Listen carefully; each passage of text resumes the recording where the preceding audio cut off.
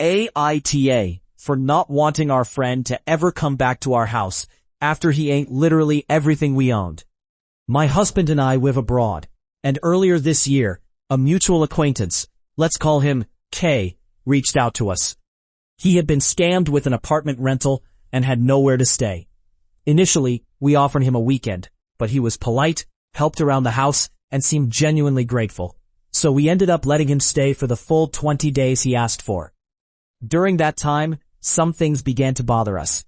He never bought groceries, and often pretended he was going to pay, but would forget his wallet, or say he could only use Apple Pay, which wasn't accepted at our local supermarket.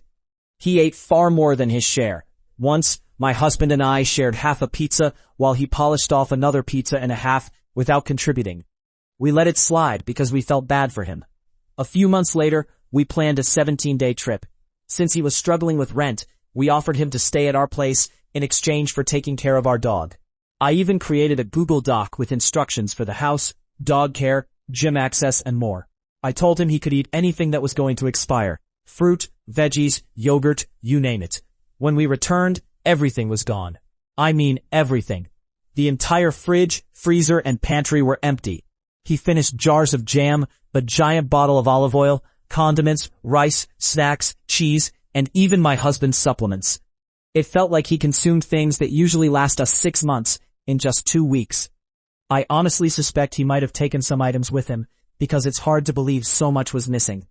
I didn't confront him directly, except to ask him to replace the pan he had destroyed. He mocked me, saying, "It's just a pan. Why are you making it a big deal?" I felt deeply disrespected. Now, he keeps texting me, acting like nothing happened, and wants to hang out. I told my husband I don't want him in our home ever again. My husband thinks I'm being too harsh, that if Kay wants to stay friends, that's his choice. But I feel completely taken advantage of and disrespected. So am I wrong for not wanting to see this guy ever again and refusing to let him come back to our house?